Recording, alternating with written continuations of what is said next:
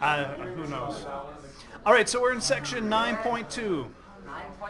Oh boy. We moving, boys. We read at chapter 9. Yeah. And we get to talk. You're going to learn about a new type of series. I was excited for this lesson. You get to learn about a new type of series that you don't learn about in Calc BC. How is that exciting? It's my favorite kind of series. It just seems to be energetic. All right. What's your LA? So what we're going to do is use infinite sequences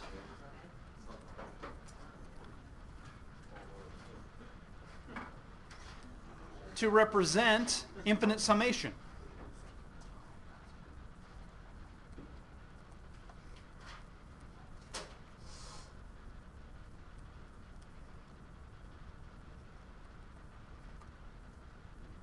So we're going to say we have a sequence A sub n,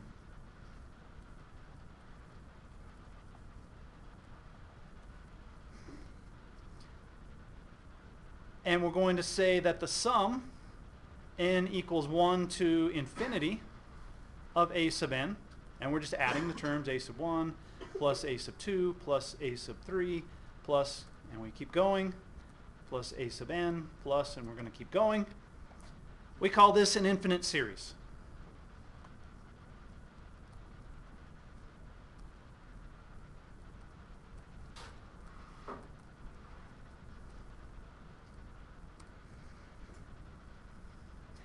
And what we're interested in, for the rest of the chapter, what we're going to be interested in is, when we can, finding the sum of this infinite series. But for the most part, we're going to be really just deciding, does the series have a sum? So we're going to be finding out or asking about the existence of a sum. So I tell some math jokes about a solution exists. That's really what the rest of this chapter is deciding. Does this thing have a sum? We don't necessarily find it, but does it have a sum? We're just saying, does it sum or not? So we're deciding if a sum exists. So it's easy to think that once we start talking about infinite series, we come up with all kinds of rules about how to find the sum or whether or not this series has a sum. But the sequences are still at the foundation. Because to find the sum,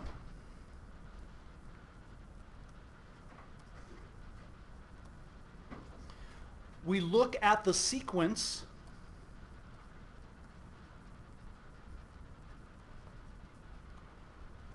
of partial sums.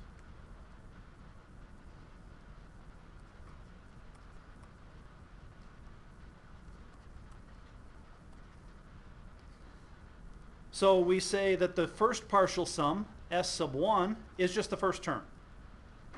S sub 2, second partial sum, is two terms added together. The third partial sum is A sub 1, three terms added together.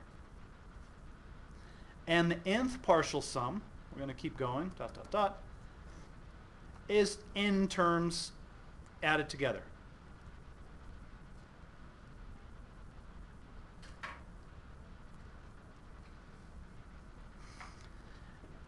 And what we're going to say for our sum, if we have a sequence and we have an infinite series,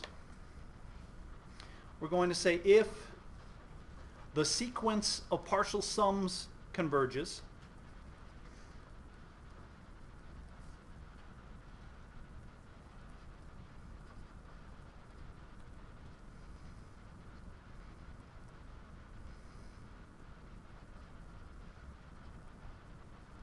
and I'm going to write the sequence of partial sums as S sub n as a sequence, then the series converges.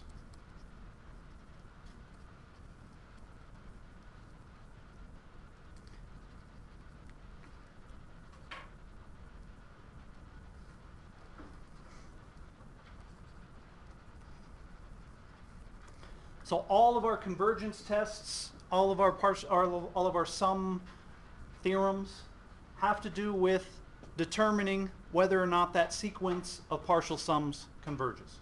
So we're, all of the things, all of the tests that we'll talk about are shortcuts to avoid having to look at the sequence of partial sums, and shortcuts that guarantee that the sequence of partial sums converges. So we call the limit S is called the sum of the series.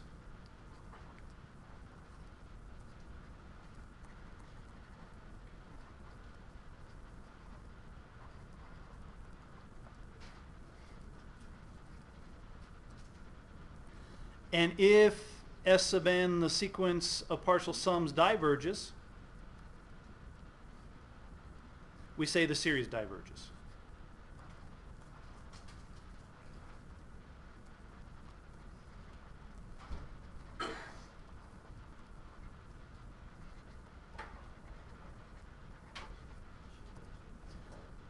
So everything we do from here on out, we're even if we don't explicitly talk about it, we're deciding whether or not this sequence of partial sums for our infinite series converges. In general, deciding convergence by looking at the sequence of partial sums can be a little bit difficult. So let's look at an example. So are we good with our idea here? Sum of a series has to do with the convergence of the sequence of partial sums. All right. So let's look at the partial sums to find the sum of this series, 1 over 2 to the n minus 1. So then I'm going to say find the sum. Well, let's write some terms here. 1 plus 1/2 plus 1/4 plus 1/8 plus dot dot dot. Well, let's look at the partial sums. So what we have to do when we're looking at the sequence of partial sums to decide, or to figure out the sum, or to decide if the series converges, is find some kind of pattern. So S sub 1 is just 1. S sub 2 is 1 plus 1/2, which is 3/2. S sub 3 is 1 plus 1/2 plus 1/4, which is 7/4. And I'll do one more. S sub 4, 1 plus 1/2 plus 1/4 plus 1/8 is 15/8. And we could keep going, but do we see a pattern here?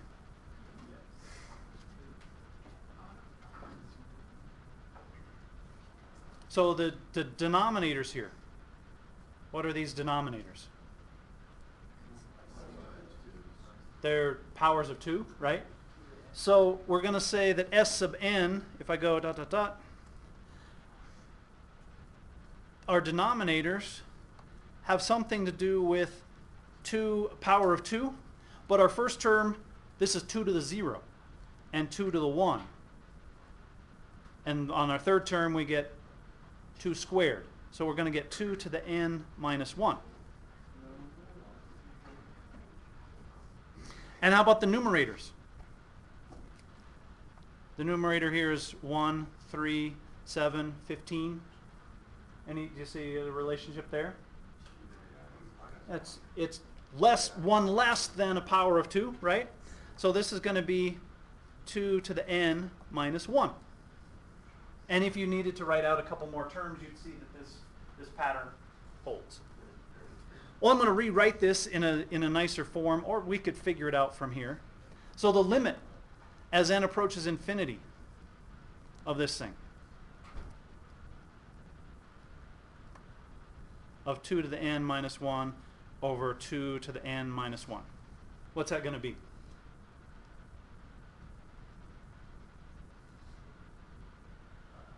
Use L'Hopital's rule, n minus 1 times. 2. Or we could write this, if you didn't see that, you could rewrite this, you could do the division. So 2 to the n over 2 to the n minus 1 is just 2. And we get minus 1 over 2 to the n minus 1.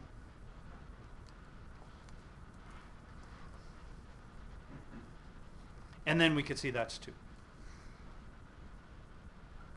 So finding the sum using the sequence of partial sums can be a little bit challenging. So, an infinite number of mathematicians walk into a bar. First mathematician orders a beer. Second mathematician orders half a beer. Third mathematician orders a quarter of a beer. And the bartender says, okay, I got it, and pours them 2 beers. He says, know your limits, and pours them 2 beers. That just got better. No, usually that one is, usually the one, that one goes, the first one orders a beer, half a beer, a third of a beer, a fourth of a beer, a fifth of a beer, and the bartender says, are you sure? And the mathematician says, yeah, I know my limits.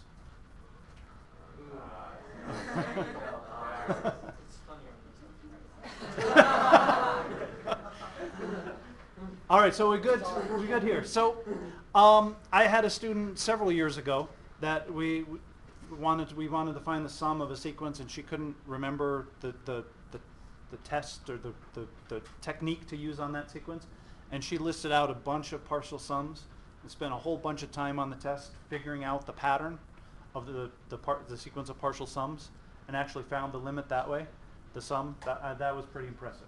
Usually students prefer not to do this, right? Sometimes this is the approach to take with problems that have to do with sequence of numbers, and it can be challenging.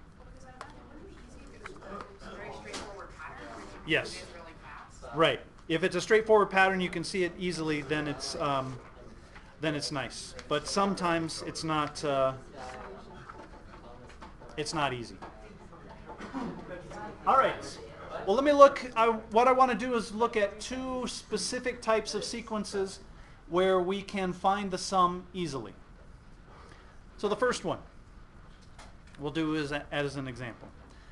So the problem says find the sum. And we have the sum n equals 1 to infinity of 1 over n times n plus 1.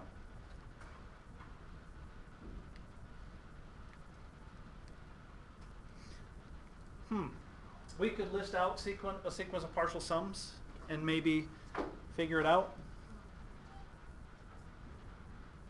If we were, so another way of adding a bunch of stuff together is integrating, right?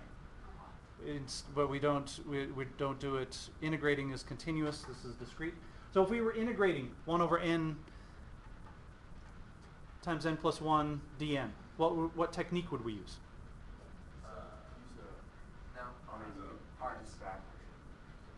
What? Partial fractions. Ah.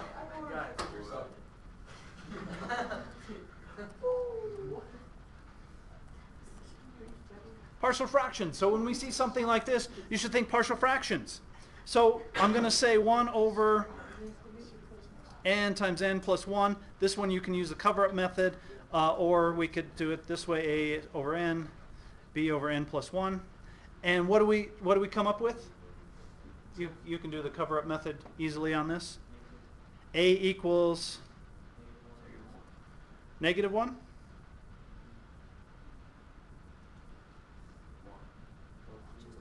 A equals 1, and b equals negative 1.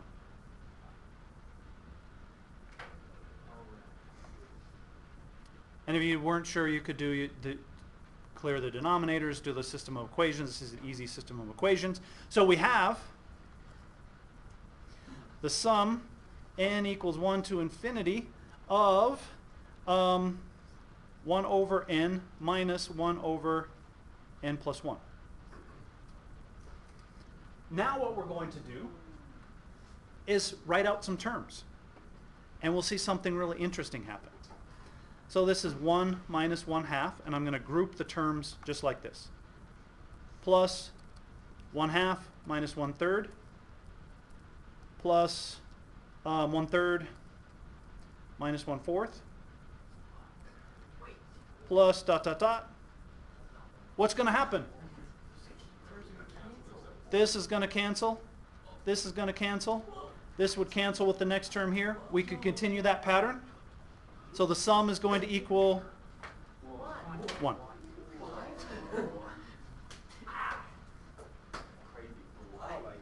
This is called a telescoping series.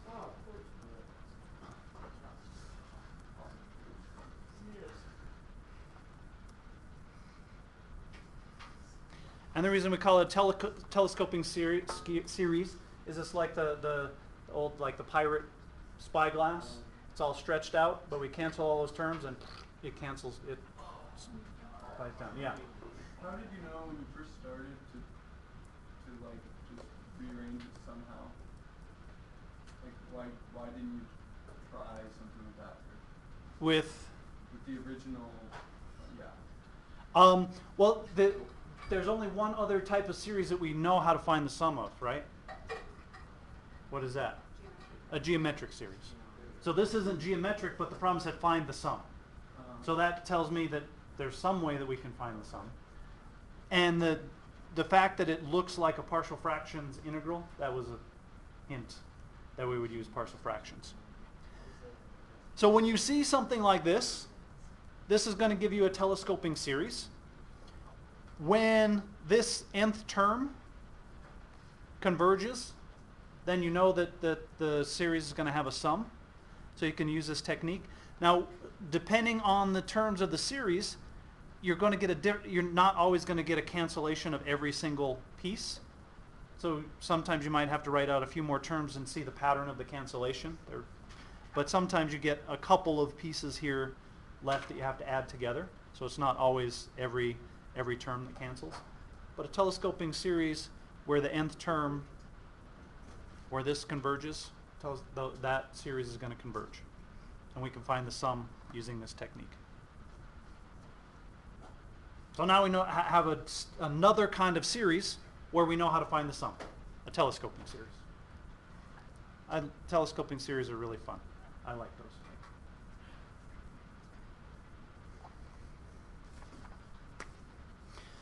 All right, the other type, we just talked about it. Talked about the other type of series where we can find a sum is a geometric series. So let's talk about those for a little bit.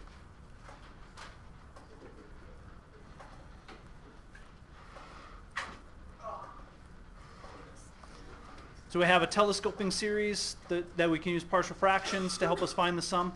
Geometric series. Our geometric series have the form the sum n equals 0 to infinity of a r to the n. And I'll write out a few terms. We get a plus ar squared plus dot dot dot plus ar to the n plus dot dot dot. And we're saying that a is not equal to 0.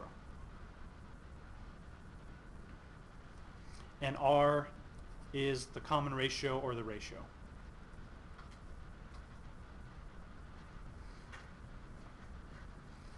So any series that has this form is going to be a geometric series.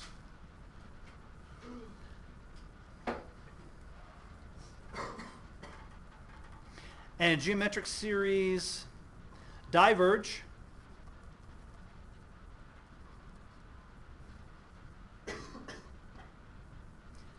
if the absolute value of r is greater than 1, greater than or equal to 1.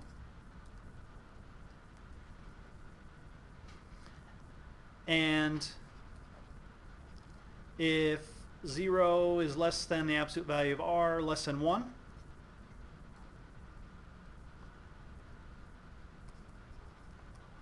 our series converges, and we can find the sum very easily.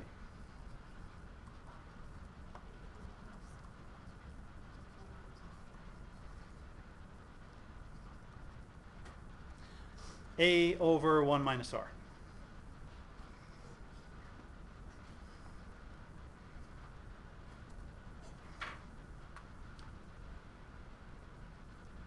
Let's prove that.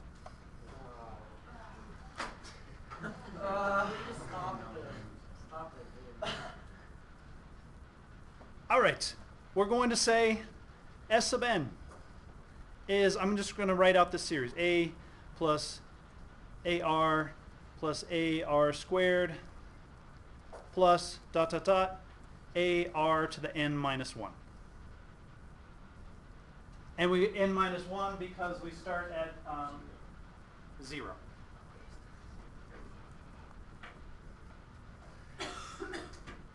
I'm going to multiply by r.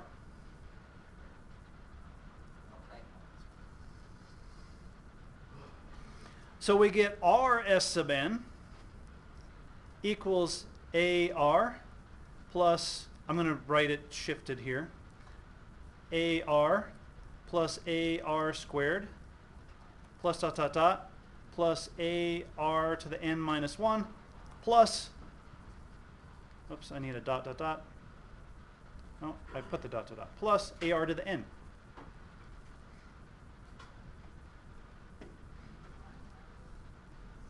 Now I'm going to subtract.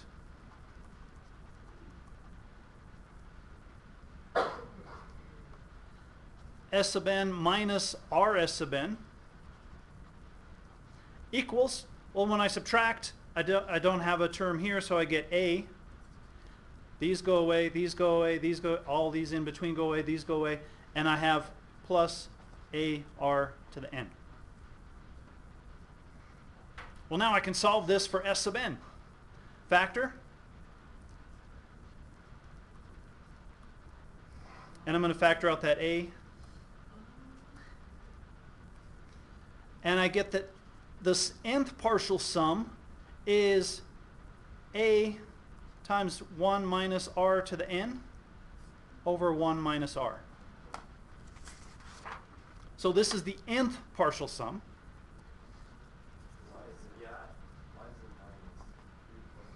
Oh, this should be a plus here. Plus.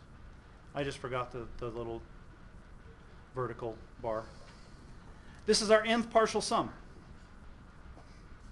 Oh, no, it should be minus. Right? Because we subtract. This is 0 minus ar to the n. So this should be minus. That should be minus. This should be minus. I wrote a plus in the first one when it should have been a minus. This is our nth partial sum. So if we wanted to add up n terms of a geometric series, this is what we can do. But if 0 less than absolute value of r less than 1, the limit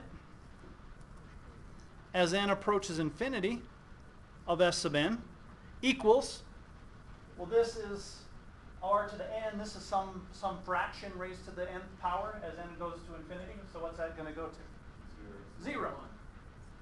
So the top term goes to a over 1 minus r. And that's our infinite sum.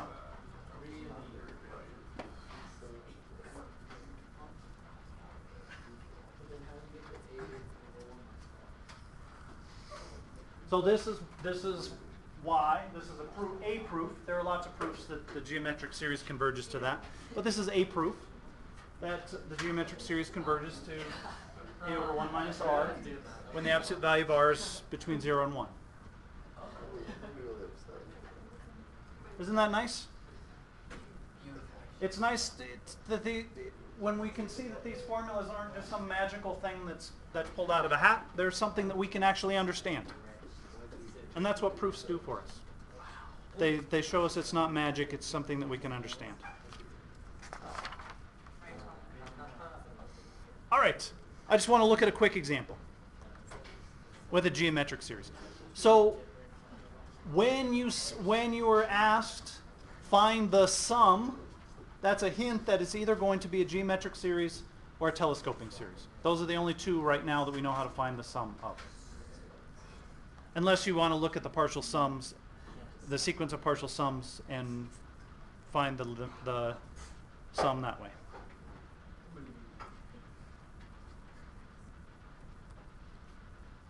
Find the sum of 1 minus 1/2 plus 1/4 minus 1/8 plus dot dot dot.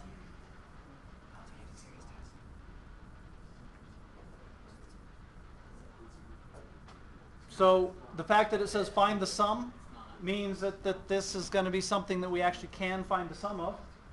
So we need to figure out how to represent this. So equals the sum. I'm going to say n equals 0 to infinity of, how can I represent this?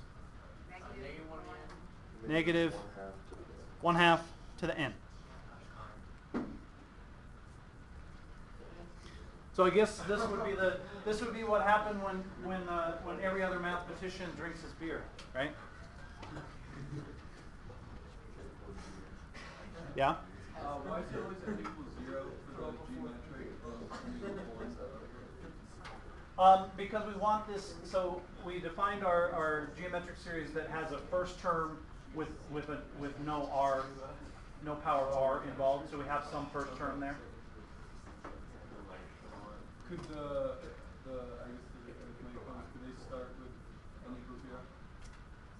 Or do they just always n equals 1?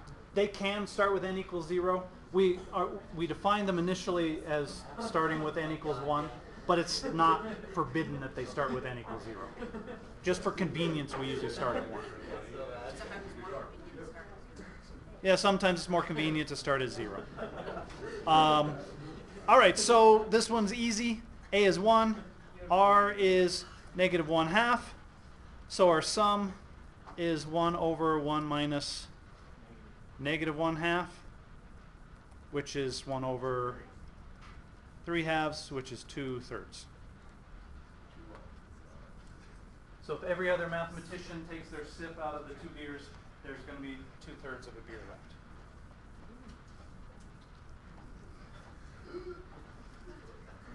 All right, questions there? So next time, on Monday, we're going to do my favorite example that has to do with geometric series. We'll learn how to represent repeating decimals as fractions. And we'll also learn that all real numbers have two decimal equivalent decimal expressions. 1 equals 0.9999 repeating. We can represent any real number that way. With two equivalent representations. All right.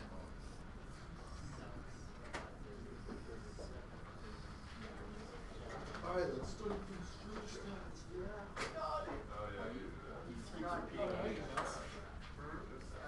When do we start getting to read about texts? Soon. Basically, what we do in here is we do a lesson per test. Oh my gosh, we actually have to learn about this? Yes. And it's all magic. Yeah, we do a lesson per test. Still in that cat class? You know the one that you solved